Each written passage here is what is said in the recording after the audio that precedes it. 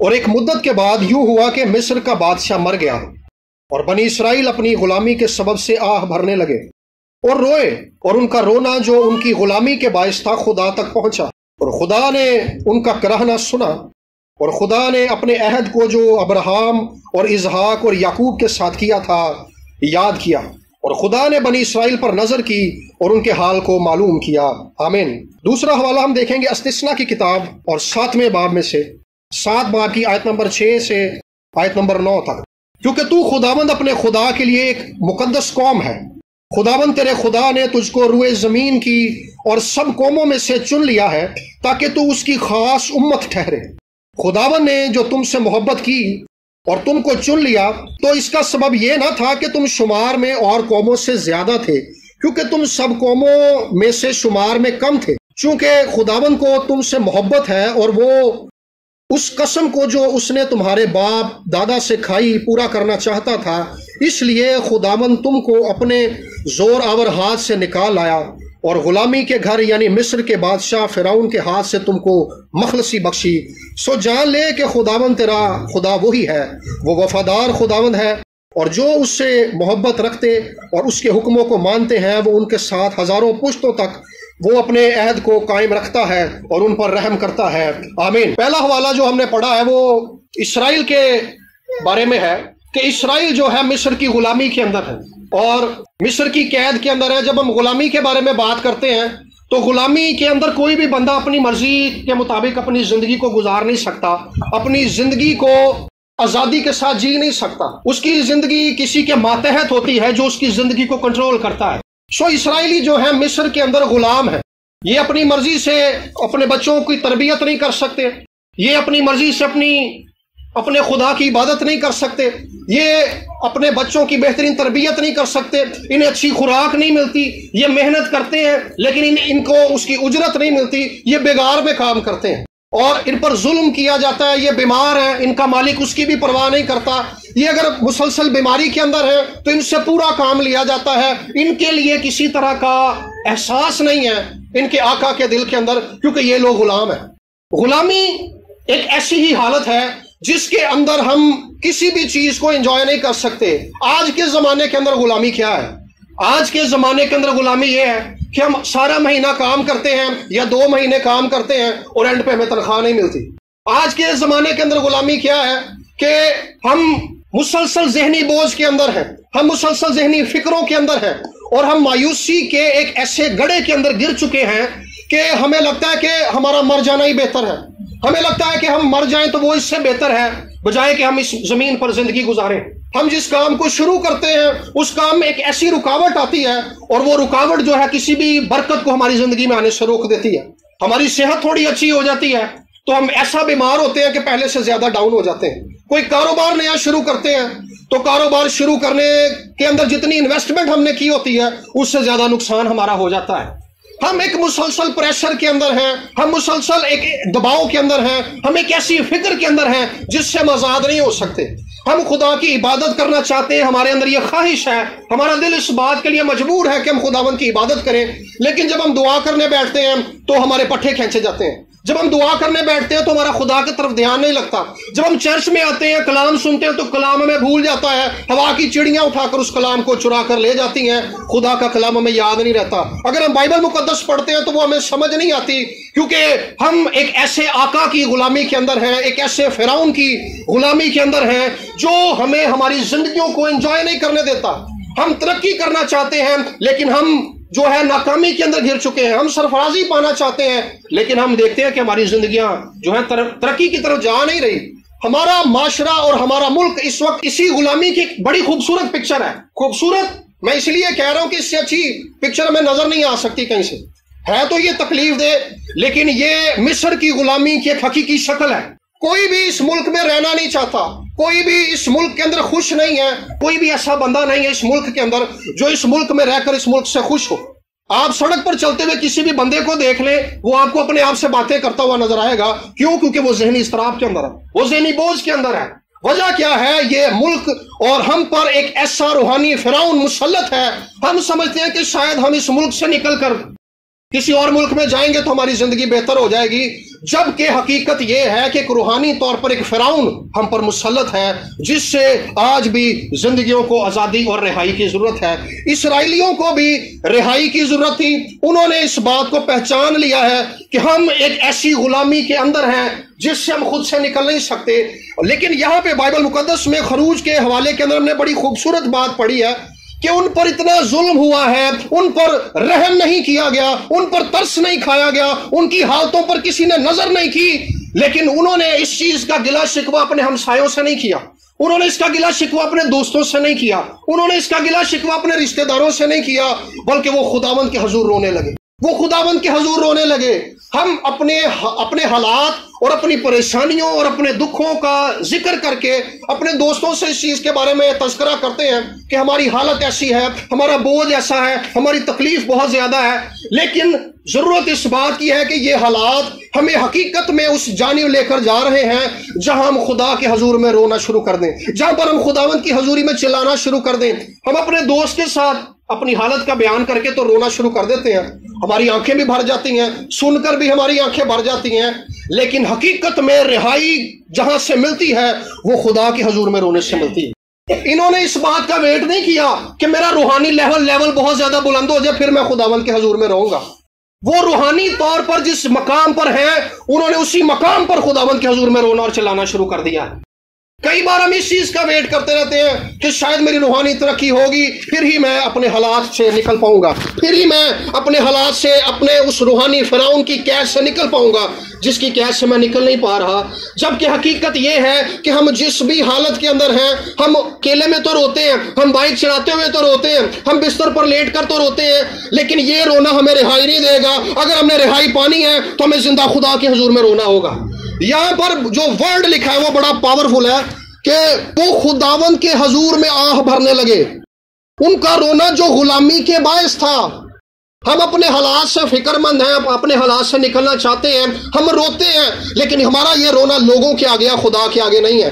میرے آگے اگر آ کر کوئی روئے گا تو میں اس کے لیے کچھ نہیں کر سکتا، کیونکہ میری بھی حدود ہے، میں بھی ایک انسان ہوں، میں بھی انہی مسائل کا شکار ہوں جس میں آپ سب پھنسے ہوئے ہیں۔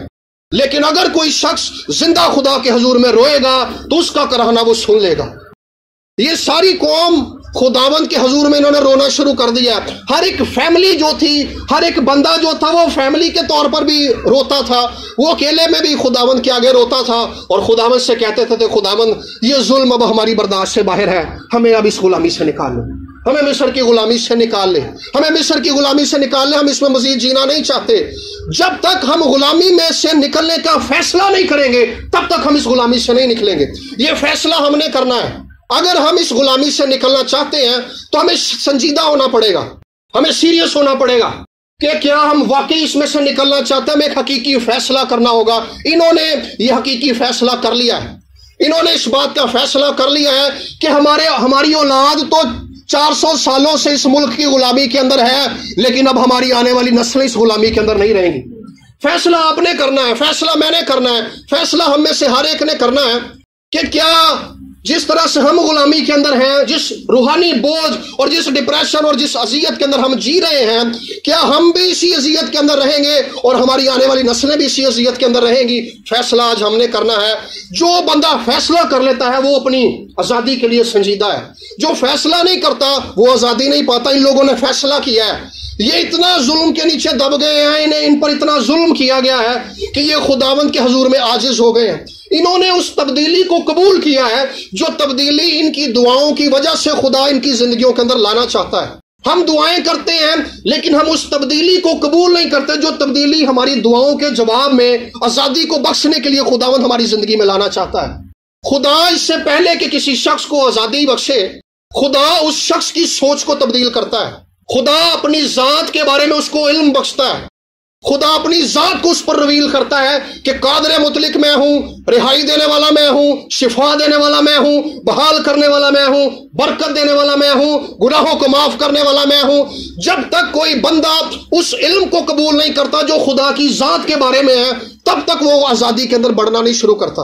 جب تک کوئی شخص خدا کی ذات کے بارے میں اپنا نظریہ نہیں بدلتا، خدا کے کلام کی قدرت کو نہیں پہچانتا، تب تک وہ اس آزادی اور اس قدرت کا تجربہ اپنی زندگی میں نہیں کر سکتا۔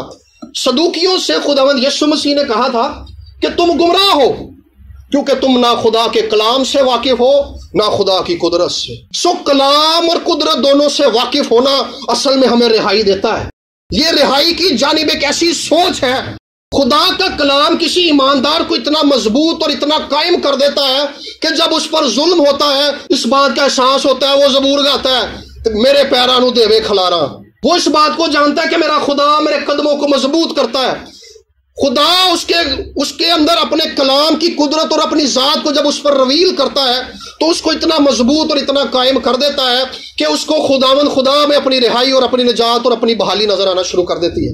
اسے اپنا برائٹ فیوچر خداوند میں نظر آتا ہے۔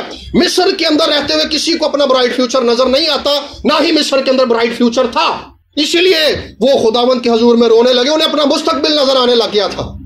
آج میرے بہنوں اور بھائیوں ہمیں اس چیز کو جاننے اور سمجھنے کی ضرورت ہے کہ جس غلامی کے اندر ہم ہیں ہمیں اس سے نفرت کرنی ہے۔ جب تک ہم اس غلامی سے جس میں ہم پھنسے ہوئے ہیں، ہم جب تک اپنے اندر کے گناہ سے نفرت نہیں کریں گے ہم اس سے آزاد نہیں ہوں گے۔ جب تک ہم اس سے محبت کریں گے تب تک یہ ہمارے ساتھ چپٹا رہے گا۔ ہم جس گناہ کی عادت کا میں گرفتار ہیں، جب تک ہم اس سے نفرت نہیں کریں گے خدا ہمیں آزاد نہیں کرے گا، کیونکہ ہم سنجیدہ نہیں ہیں۔ ہم جس بیماری میں گرفتار ہیں جب تک ہم اس سے نفرت نہیں کریں گے اور خدا کی ذات پر دھیان نہیں لگائیں گے ہم آزادی نہیں پائیں گے۔ ہمیں خدا کی ذات پر دھیان لگانے کی ضرورت ہے۔ ہمیں اس گناہ سے اور اس غلامی سے جس میں ہم گرفتار ہیں اور اس گناہ سے جو ہمیں آسانی سے الجھا لیتا ہے، ہم چرچ میں آتے ہیں، ہم کلام پڑھتے ہیں، کلام کو سنتے ہیں، لیکن اس کے باوجود ہم دیکھتے ہیں انہی بری عادتوں کا، گناہ کی عادتوں کا ہم شکار ہیں جن سے ہم نکل نہیں پا رہے۔ وجہ کیا ہے؟ ہمیں ان سے نفرت نہیں ہے، لیکن بائبل میں لکھا ہے کہ میں تجھے چھڑاؤں گا کیونکہ تو نے میرا نام پہچانا۔ جو کوئی اس کا نام پہچانتا ہے رہائی اور شفا اس کو ملتی۔ لیکن یہ لوگ کیا کر رہے ہیں؟ ان کا روحانی سٹینڈرڈ کیا ہے؟ انہوں نے یہ نہیں دیکھا۔ ایک ابلیس کی یہ چال ہے کہ وہ ہمارے ذہن کے اندر یہ بات ڈالتا ہے تیرا روحانی لیول اتنا نہیں ہے اس لیے تو دعا کر، تیری دعا نہیں سنی جائے گی، تجھے کلام کی سمجھ نہیں آتی اس لیے جو ہے تیری زندگی کے اندر تبدیلی نہیں آ رہی۔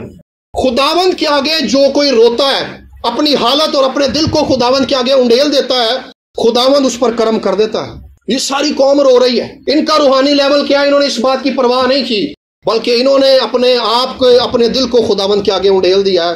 تو خداوند نے کیا کیا ہے؟ خداوند نے لکھا کہ میں نے ان کا رونا اور چلانا سن لیا ہے۔ خداوند نے نہیں کہا کہ ان کا بھی اتنا لیول نہیں ہے، انہوں نے ابھی روزے نہیں رکھے، انہوں نے ابھی یہ نہیں کیا، انہوں نے ابھی جو ہے میرے حضور میں قربانیاں نہیں چڑھائیں، انہوں نے میرے کلام کو قبول نہیں کیا، بلکہ خداوند نے اس حالت پر نظر کی ہے کہ یہ کس اذیت کے اندر ہیں، یہ مجھے پکار رہے ہیں، جو کوئی اس سے پکارتا ہے وہ اس کا جواب دیتا ہے۔ لکھا ہے رب سچ مچ اس دی سنتا ہے دعا جو اس تو مانگتا ہے۔ سو جو کوئی دعا مانگتا ہے، جو کوئی چلاتا ہے، یہ اس کی خدائی کا تقاضا ہے، کیونکہ وہ خدا ہے۔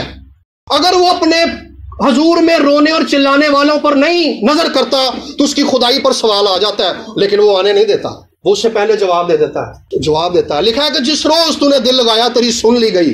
جس روز کوئی خداوند کے حضور میں رونا اور چلانا شروع کرتا ہے، خداوند اس پر اپنے کرم کی نظر کر دیتا ہے۔ سو میرے بہنوں اور بھائیوں، ہم نے استثنا کی کتاب میں پڑھا کہ خداوند نے کہا کہ میں تم سے محبت کرتا ہوں، میں نے اس لیے تمہیں مصر کی غلامی سے چھڑایا ہے۔ میں نے تمہیں اس لیے نہیں چھڑایا کیونکہ تمہاری تعداد بہت زیادہ تھی، تمہاری کوانٹٹی بہت زیادہ تھی، تمہارے درمیان میں دعا کرنے والے لوگ بہت زیادہ تھے، بلکہ خداوند نے کہا کیونکہ تمہاری تعداد کم تھی، میں تم سے محبت رکھتا تھا، میں نے تمہارے باپ دادا کے ساتھ عہد کیا تھا، میں اس لیے چھڑانے آیا ہوں۔ سو یاد رکھیے، جس خدا نے ہمارے باپ دادا کے ساتھ عہد کیا تھا، اس نے اس عہد کو مسیح یسوع کے وسیلے سے ہمارے ساتھ باندھا ہے۔ وہ عہد تو جانوروں کے خون سے باندھا گیا تھا جس کے وسیلہ سے انہیں مصر کی غلامی سے رہائی ملی۔ یہ عہد خدا کے بے عیب یسوع کے خون سے باندھا گیا ہے، یہ ابدی عہد ہے۔ وہ عہد تو زمین پر باندھے گئے، لیکن یہ وہ عہد ہے جو بنائے عالم سے پیشتر، آسمان اور زمین کے بننے سے پیشتر، جب کچھ بھی نہیں تھا، بائبل میں لکھا ہے کہ بنائے عالم سے پیشتر ذبح کیا ہوا برہ۔ اس سے پہلے کہ عالم بنتے خدا کا بے عیب برہ مصلوب ہو چکا تھا۔ ایک میٹنگ تھی آسمان پر باپ، بیٹے اور روح القدس کے بیچ میں، جس میں خدا یسوع مسیح انسان کا نمائندے کے طور پر موجود تھا، اور اس نے اپنے آپ کو پیش کر دیا، اور اس کے خون کے وسیلے سے، جس کے بارے میں عبرانیوں کا مصنف کہتا ہے یہ ابدی عہد کا خون ہے۔ ابدی عہد کہتے ہیں کہ اس عہد کی کوئی ڈیوریشن نہیں ہے، اس کی ٹائم لیمٹ نہیں ہے، یہ وقت کی قید سے باہر ہے، کیونکہ جب یہ خون بہایا گیا تھا اس وقت ابھی وقت کریٹ ہی نہیں ہوا تھا۔ یہ اس عہد کے وسیلے سے خدا جو یسوع کے عہد کے خون سے خدا نے عہد باندھا ہے، اس عہد کے وسیلے سے خدا ہماری زندگیوں کو رہائی بخشتا ہے۔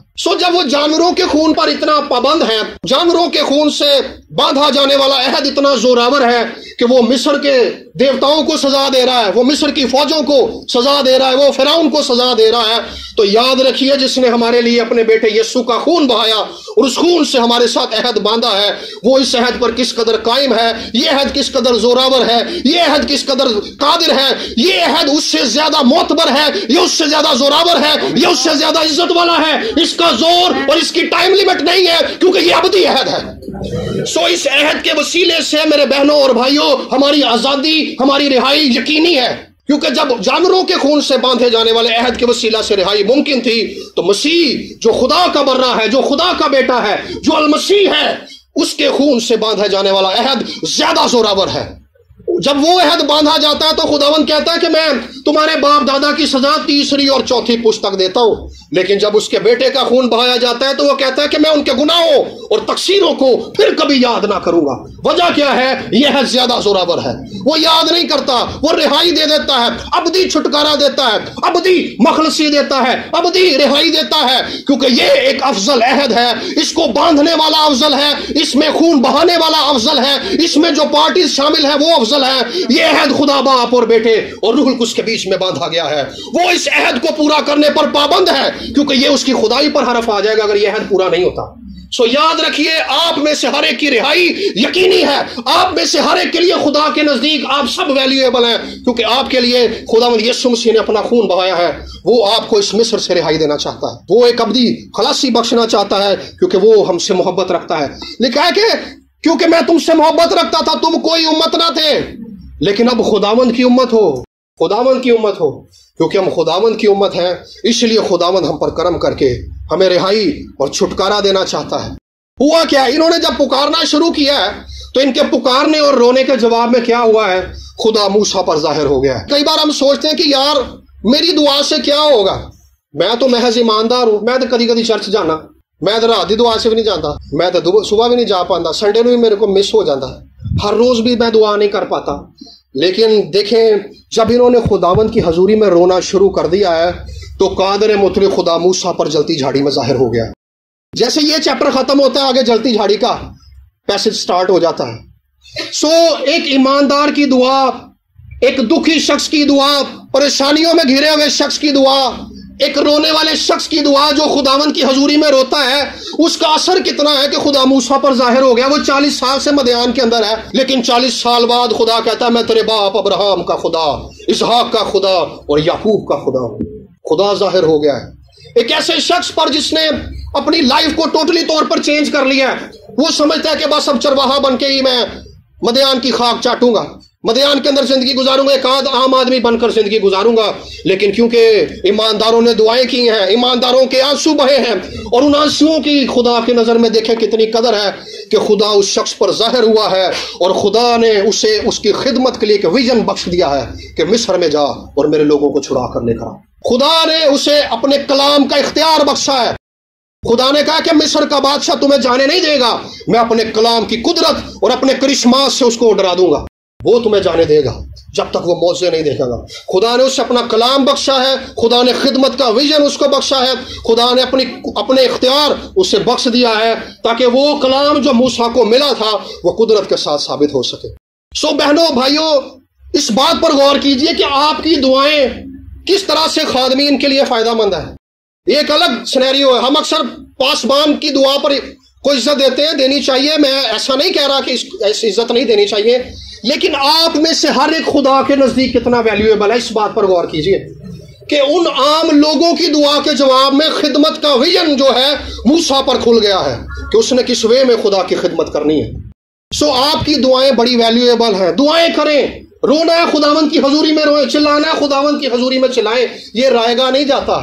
کئی بار ہم سوچتے ہیں کہ ہم اکیلے میں رو رہے ہیں، کوئی دیکھ نہیں رہا، لکھا تیرا باپ جو پوشیدگی میں ہے وہ بدلہ دیتا ہے، وہ پوشیدگی میں ہے۔ آپ کی جس حالت کو کوئی نہیں جانتا، کئی بار دکھ کی حالت ایسی ہوتی ہے ہمارے پاس اپنی حالت کو بیان کرنے کے لیے لفظ نہیں ہوتے، ہمارے دل کے اندر ایک ایسی سٹرینج کیفیت ہوتی ہے، ایک ایسی حالت ہوتی ہے جس کا بیان ہم نہیں کر سکتے، لفظ کم پڑ جاتے ہیں، اس حالت کی تکلیف اس قدر زیادہ ہوتی ہے، لیکن ہمارے دل کی وہ حالت بھی خدا جانتا ہے، کیونکہ وہ ہمارے دل کی حالت جانتا ہے، اس نے اس دل کو بنایا ہے، وہ ہمارے دکھ کی اس کیفیت کو جانتا ہے جس میں سے ہم گزر رہے ہوتے ہیں، ہم کس عذاب میں پڑے ہوئے ہیں اس کو اس بات کا اندازہ ہے، وہ ہمیں اس سے نکالنا چاہتا ہے۔ جب کوئی بندہ اس کی حضوری میں جا کر اپنی حالت کو اس کے آگے رکھ دیتا ہے، لکھا کہ میں نے اپنے لوگوں کا رونا اور چلانا سن لیا ہے، وہ سن لیتا ہے، وہ سن لیتا ہے۔ اور اسرائیلی جو تھے یہ عام لوگ نہیں تھے، یہ خدا کے لوگ تھے، ان کے باپ دادا کے ساتھ عہد باندھا گیا تھا۔ کئی بار ہم سوچتے ہیں کہ یار میرا تو ابو بھی پاسٹر، میرا تو دادا بھی پاسٹر، میں تو ہفتے 2 روزے بھی رکھنا وا، میں چرچ بھی جانا وا، میرے تے غلامی دا جوا نہیں آ سکتا، میرے میں پریشانی نہیں آ سکتی۔ یہ لوگ جو تھے ان کے ساتھ عہد تھا، لیکن اس کے باوجود یہ غلامی کے اندر تھے۔ سو اس چیز کی گارنٹی نہیں ہے، یہ دلیل نہیں ہے کہ اگر آپ چرچ آتے ہیں، آپ دعائیہ میٹنگ میں آتے ہیں، آپ روزہ رکھتے ہیں، آپ چرچ کی ہر ایک ایکٹیویٹی کا حصہ ہیں اور آپ پر یہ جوا نہیں آئے گا، یہ جوا آ جائے گا، لیکن اس جوئے سے رہائی کے لیے جس چیز کی ضرورت ہے، جن چیزوں کا میں نے پہلے ذکر کیا وہ تو ساری ہیں ہی، لیکن اس سے بڑھ کر ایک بڑی اہم چیز ہے، وہ خدا کا ایکٹیویٹڈ ریما کلام ہے جو موسیٰ کو ملا تھا، نبوتی کلام تھا وہ۔ خدا جب موسیٰ پر ظاہر ہوا، خدا نے اس وقت موسیٰ سے کہا کہ جا فرعون کے پاس جا اور اسے بتا کہ عبرانیوں کا خدا مجھ پر ظاہر ہوا ہے، اسے جا کے کہہ، وہ فرماتا ہے میرے لوگوں کو جانے دے۔ یہ وہ کلام تھا جو موسیٰ کو مل گیا تھا۔ اس کلام کے اندر اس قدر قدرت تھی، اس قدر جلال اور اس قدر زور تھا کہ مصر جو اس وقت کی سپر پاور تھی، اس کے پاس ماہر ہتھیار چلانے والے تھے، ماہر تیر انداز تھے، ماہر تلوار باز تھے، اور ماہر لوگ جو تھے رتھ چلانے والے تھے، ماہر فوجی تھے، فوج بڑی تگڑی تھی، فوج بہت بڑی تھی، اس کا روب بہت زیادہ تھا، اس کی جو حکومت کا دائرہ تھا وہ بہت وسیع تھا، لیکن اس کے باوجود وہ ایک موسیٰ کا مقابلہ نہیں کر سکا۔ کیوں؟ کیونکہ موسیٰ کے ساتھ لشکروں کا خدا کھڑا ہوا تھا۔ فرق اس سے نہیں پڑتا کہ آپ اکیلے ہیں۔ یونتن نے کہا تھا کہ خدا جو ہے تعداد کو نہیں دیکھتا۔ جب مصریوں کی چوکی پر وہ حملہ کرنے گئے تو وہ 2 لوگ اپنے ساتھ وہ اپنے صلہ بردار کو لے کے گیا، اور ایک طرف فلسطینیوں کی پوری فوج ہے، اور وہ ایک مشکل راستے سے گیا کیونکہ اس کے اندر ایک ایسا ایمان تھا جو لا متزلزل تھا، جو ہلنے والا نہیں تھا، جس کو جنبش نہیں تھی۔ وہ 2 بندوں کے ساتھ ایک بڑی فوج کا مقابلہ کرنے چلا گیا، کیونکہ وہ جانتا تھا کہ خدا تعداد کے وسیلے سے فتح نہیں دیتا، خدا اپنے نام، اپنے زور اور اپنی قدرت کے وسیلے سے رہائی دیتا۔ داؤد کا بھی ایسا ایمان تھا۔ داؤد نے کہا خدا تلوار اور بھالے سے نہیں بچاتا۔ جب وہ جاتی جولیت کے سامنے کھڑا تھا اس نے کہا جنگ تو خداوند کی ہے۔ جس غلامی کے جوئے کے اندر ہم پھنسے ہوئے ہیں اس سے رہائی دینا خدا کا کام ہے، یہ جنگ خداوند کی ہے، ہم نے صرف خدا کے پلان میں شامل ہو جانا ہے۔ جتنے لوگ موسیٰ کے ساتھ مصر میں نکلے تھے رہائی ان کے لیے تھی، جو اپنی مرضی سے مصر کے اندر رہا تھا اس نے خود فیصلہ کیا تھا کہ وہ غلامی کے اندر رہے گا۔ جو خدا کے پلان میں شامل ہوتا ہے، جو خدا کے کلام کے ساتھ کھڑا ہوتا ہے، اس کی قدرت ان سب کے لیے ظاہر ہوتی ہے۔ سو میرے بہنوں اور بھائیوں، ہمیں آج ایک بار پھر سے خدا کے کلام کے حقیقی طور پر طالب ہونے کی ضرورت ہے۔ ہم نے اپنے آپ کو خداوند کے آگے پیش کرنا ہے، خداوند کے آگے خالی کرنا ہے، رونا اور چلانا ہے، اور اس سے کہنا ہے کہ خداوند مجھ سے بات کر، مجھ سے ہم کلام ہو، مجھ سے بات کر جیسا تو نے موسیٰ سے بات کی تھی، میرے سے بھی بات کر، مجھے اپنا وہ کلام بخش دے جس کے آگے کوئی ٹھہر نہیں سکتا۔ اپنے ایکٹیویٹڈ ورڈ کو، ایکٹیویٹڈ کلام ہوتا ہے، بائبل مقدس سارا خدا کا کلام ہے، لیکن ایک ایماندار پر خدا ایک وقت کے اندر ایک خاص حصے کو ایسا کھول دیتا ہے، اسے لگتا ہے کہ دنیا جہان کی جو سپاٹ لائٹ ہے وہ اس پر مار دی گئی ہے، اور کلام کے وہ الفاظ اس پر ایسے اجاگر ہو جاتے ہیں کہ وہ ہر طرح کی مصیبت کا سامنا کرنے کے لیے اتنا مستحکم ہو جاتا ہے کہ اس کے پتہ ہے کہ جب میں کھڑا ہوں گا خدا اپنی قدرت کو ظاہر کرے گا۔ خداوند کے خادم ولیم سیموئل ایک ایسا شخص تھا جس کو خدا نے بائبل پڑھتے ہوئے اپنا ریما کلام بخش دیا، اس پر یہ بات کھول دی، منکشف ہو گئی، مکاشفہ مل گیا اس بات کا۔ وہ بات کیا تھی؟ ہوا کے پرندوں کو دیکھو، وہ نہ بوتے ہیں نہ کاٹتے ہیں لیکن تمہارا آسمانی باپ انہیں کھلاتا ہے۔ اسے اس بات کی سمجھ آ گئی کہ خدا جب چڑیوں کو کھلاتا ہے تو خدا میری بھی ہر ضرورت اور ہر فکر کا خیال رکھے گا۔ اس دن کے بعد اس شخص کے اندر ایک ایسا ایمان پیدا ہو گیا کہ وہ پرواہ نہیں کرتا تھا چیزوں کی، اور اس شخص کے ہاتھ رکھنے سے گلٹیاں اور رسولیاں اسی ٹائم غائب ہو جاتی تھی۔ وجہ کیا تھی؟ کیونکہ اس نے اس بات کے بھید کو پا لیا تھا کہ جنگ تو خداوند کی ہے۔ उस पर रेमा कलाम खुल चुका था, उसको रेमा कलाम मिल चुका था। जिस कलाम ने उसकी खिदमत को लीड करना था, जिस कलाम ने उसके खानदान को लीड करना था, जिस कलाम ने उसकी कलीसिया को लीड करना था, वो कलाम उसे मिल चुका था। सो जब ये कलाम किसी ईमानदार को मिलता है, किसी खादिम को मिलता है, तो ये पूरे जलाल, पूरे जोर, खुदा की पूरे सिस्टम के साथ आता है। ऐसा नहीं होता कि खुदा ने अपना कलाम दे दिया, इसके साथ खुदा का पूरा सिस्टम होता है, खुदा की पूरी बादशाही होती है, उसकी बादशाही का प्रोटोकॉल होता है, उसके फरिश्ते होते हैं, और उसके अंदर जो कुछ उसकी बादशाही का सारा निज़ाम है वो उस कलाम के साथ उसकी पुष्ट पनाही के लिए मौजूद होता है। वजह क्या है? खुदा अपने कलाम को पूरा करने के लिए बेदार रहता है। ये वो कलाम है जिसके बारे में लिखा है कि उसका कलाम बेतासीर वापस नहीं लौटता। मेरे बहनों और भाइयों, एक बड़ा हवाला है, आखिर में मैं इसको पढ़ूंगा और मैं इस कलाम को बंद करने के लिए जाऊंगा। यूहन्ना की इंजील उसके 6 बाब की 63 आयत के अंदर लिखा है, जिंदा करने वाली तो रूह है, जिस्म से कुछ फायदा नहीं। जो बातें मैंने तुमसे कही हैं वो रूह है और जिंदगी भी है। ये यीशु मसीह ने कहा है। यीशु मसीह ने कहा, जो कलाम मैंने तुमसे किया है ये जिंदगी की रूह है। जब किसी शख्स को खुदा का जिंदा कलाम मिल जाता है तो उस कलाम के अंदर जिंदगी मौजूद होती है। हम चाहे बियाबान के अंदर फंसे हुए हो, हमें चाहे वहां पे जिंदगी के आसार दिखाई दें या ना दिखाई दें, लेकिन जान लीजिए जिसको कलाम मिल चुका है जिंदगी मिल चुकी है। जिसे जो कलाम से दूर है वो जिंदगी से दूर है, जो कलाम में चलता है वो जिंदगी में चलता है। उस औरत ने जब पोशाक छुई थी तो लिखा कुव्वत उससे निकली थी, क्योंकि वो जिंदा मुजस्सम कलाम था, वो जिंदा मुजस्सम कलाम था। सो ये कलाम खुदा रूहुल कुद्स सच्चा है, लिखा है वो सच्चाई का रूह है, रूह हक उसे कहा गया है। जो कुछ रूहुल कुद्स जाहिर करता है, जो कुछ रूहुल कुद्स बयान करता है वो सच्चाई पर मबनी है।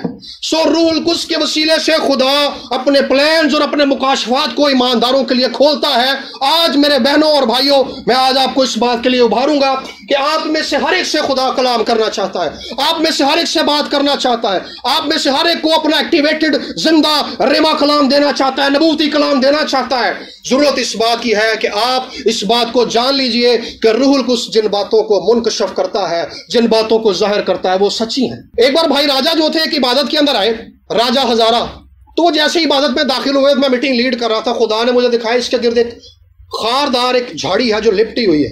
तो हम सब ने उसके लिए दुआ की। मैंने कहा हम सब भाई राजा के लिए दुआ करेंगे। सब ने उसकी तरफ हाथ बढ़ाए और दुआ करने लगे।